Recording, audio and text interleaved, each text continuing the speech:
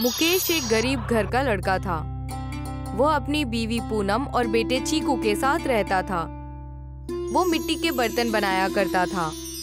ये मिट्टी के बर्तन बनाने का क्या फायदा जब कोई खरीदता ही नहीं। चलो आकर खाना खा लो, काफी देर हो चुकी है इस मिट्टी से खेलते हुए। अरे अगर इस मिट्टी से नहीं खेलूंगा तो पेट कैसे भरूंगा? थोड़े से बर्तन रह गए हैं, उन्हें बनाने दो। अब्बू, मुझे भी मिट्टी के बर्तन बनाना सिखा दो। अभी तुम बहुत छोटे हो बेटा, जब तुम बड़े हो जाओगे तो तुम्हें भी मिट्टी के बर्तन बनाना सिखा दूंगा। रहने दो, तुमने मिट्टी के बर्तन बनाकर क्या पा लिया जो तुम्हारा बेटा पाएगा? इसे तो मैं पढ़ा लिखा कर बड़ा आदमी बनाऊंगी। अरे मगर हमारी खानदानी मिराज यही है, इसे अपनी मिराज की जानकारी तो होनी चाहिए ना। क्या जरूरत है ऐसी परंपरा को याद रखने की जिससे कोई फायदा ही ना हो। आए दिन पूनम मुकेश को इस काम के लिए सुनाते रहती थी, लेकिन मुकेश ये काम छोड़ने के लिए तैयार ही नहीं था। एक दिन पूनम ने मुकेश से कहा, यहीं कुछ दूरी पर जाकर एक कॉलेज खुल रहा है, वहाँ पर कोई दुकान नहीं है। मेरा ख्याल है कि क्यों ना हम वहाँ पर एक चाय की दुकान खोल लें। इन मिट्टी के बर्तन बनाने से तुम्हें कोई फायदा तो होता नहीं है, बेकार में अपना वक्त जाया करते हो और घर का खर्चा चलाने के लिए पैसा चाहिए, मिट्टी नहीं। तुम बिना बात के मेरे बनाए हुए बर्तनों को क्यों कोसती रहती हो? एक दिन देखना ये बर्तन ही काम आएंगे। मुझे ये बेवजह की बातें नहीं चाहिए। मेरे भाई ने कुछ पैसे दिए हैं, मैं चाहती हूँ तुम उन पैसों से कॉलेज के सामने दुकान खोल दो। वहाँ के लड़के लड़कियाँ चाय पीने जरूर आएंगे। तुम्हें कुछ गलतफहमी हुई है। कॉलेज बनने से पहले ही वहाँ पर बहुत सारी दुकानें खड़ी हो गई हैं। आखिर मेरी दुकान क्यों चलेगी वहाँ पर? पूनम नहीं मानती और वो मुकेश को पैसे थमा देती है और उसे बाजार से सामान लाने के लिए भेज देती है। मुकेश पूनम के आगे हार जाता है और चाय का सामान लेकर कॉलेज के बाहर एक दुकान लगा देता है। जाने मन, मैंने कहा था ना कि यहाँ पर बहुत सारी दुकानें हैं, मेरी चाय कोई नहीं पिएगा। आज बस 20 चाय ही बिकी है। बस 20 चाय बिकी हैं। इस तरह से तो काम नहीं चलेगा।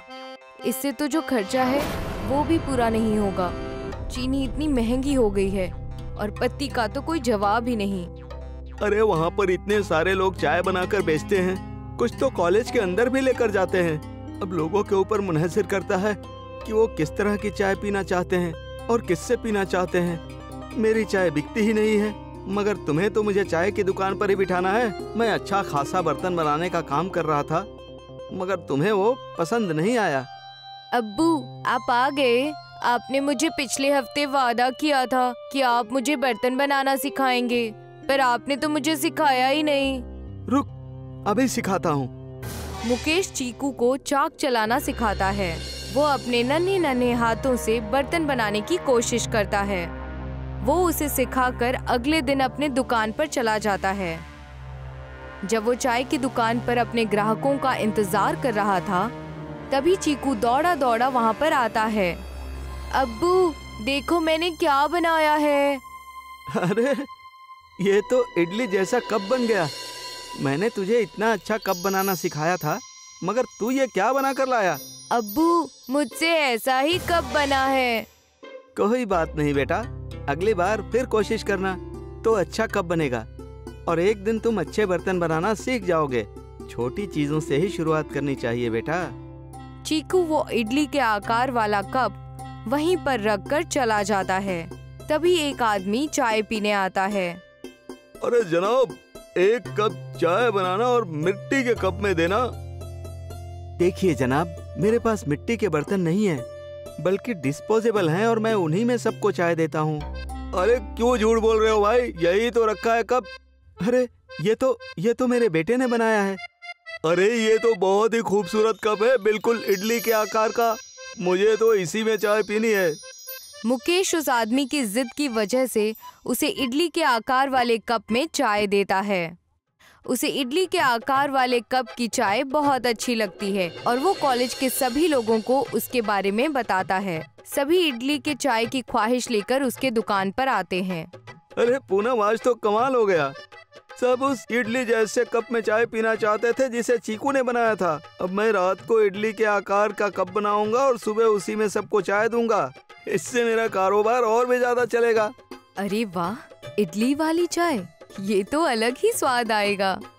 चीकू, तुमने तो कमाल कर दिया बेटा, इडली जैसा शक्ल वाला कप बनाकर।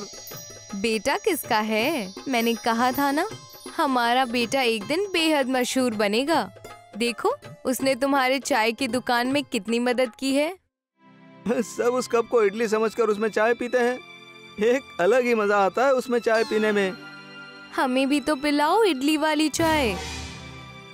पूनम जैसे ही वो इडली वाले कप की चाय पीती है तो उसका स्वाद उसे बेहद अलग लगता है और वो बेहद खुश होकर कहती है, तुम तो वैसे ही इतनी लाजवाब चाय बनाते हो और ऊपर से जब ये इडली के कप में चाय डलती है तो इसका स्वाद और लाजवाब हो जाता है। अरे जब ये इडली चाय है तो इसका जायका भी तो उम्दा होगा ना। इसमें इडली जैसी अलग ही महक आती है और इसमें चाय पीकर महसूस होता है कि आप इडली खा रहे हैं। बिल्कुल सही कहा आपने। वहाँ कॉलेज में ज्यादातर साउथ के लोग रहते हैं, इसलिए वो इडली वाली चाय को बेहद पसंद करते हैं। अब मुकेश इडली चाय वाले के नाम से मशहूर हो गया था। अब हर कोई उसकी इडली चाय पीना चाहता था क्योंकि उसकी इडली चाय में अलग ही स्वाद आता था। अरे भाई, तुम्हारी ये इडली चाय तो बहुत ही जायकेदार है, इसमें एक अलग ही मजा है। मेरे यहाँ पर एक रेस्टोरेंट है, क्या तुम उसमें चाय बनाना पसंद करोगे? मगर मैं फिक्र मत करो, जो भी फायदा होगा वो सब तुम्हारा होगा। बस तुम मेरे रेस्टोरेंट में चाय बनाने का काम करो। इस इडली चाय को मेरे रेस्टोरेंट में बना कर बेचो। अरे नहीं जनाब, मैं ये इडली चाय लोगों को खुश करने के लिए बेचता हूँ, अपने फायदे के लिए नहीं। जब इस चाय को पीकर लोगों के चेहरे पर खुशी आती है तो वो मेरे लिए फायदे से लाख गुना अच्छी है। आपके रेस्टोरेंट में कोई गरीब नहीं आ जा सकता ना। मेरी चाय की दुकान पर हर तरह के लोग आते हैं। मैं ये इडली चाय सभी लोगों के लिए बनाता हूँ, सिर्फ अमीरों के लिए ही नहीं। मुझे तुम्हारी ये सोच सुनकर बहुत खुशी हुई भाई। मैं तो सिर्फ तुम्हारे दिल का ख्याल जानना चाहता था कि इडली चाय को बनाने के बाद तुम्हारे दिल में कहीं गुरूर तो नहीं आ गया। मगर तुम नेक दिल और ईमानदार आदमी हो। मैं भगवान से दुआ करता हूँ कि तुम्हारी ये इडली चाय की दुकान ऐसे ही चलती रहे और तुम्हें लोगों की भरपूर दुआएं मिलती रहे। मुकेश अब लोगों की इसी तरह सेवा करता रहता है। वो अपने छोटे से ही स्टॉल पर इडली चाय बनाकर बेचता है, जो कि लोगों को बेहद पसंद आती है और सब उसे इडली चाय वाले काका के नाम से मशहूर कर देते हैं। अब उसकी न्यूज़ YouTube और न्यूज़ चैनल में भी आने लगी थी। सब उसकी इडली चाय पीने के लिए दूर दूर से आते थे। अब वो मुकेश चाय वाला नहीं बल्कि इडली चाय वाला बन चुका था।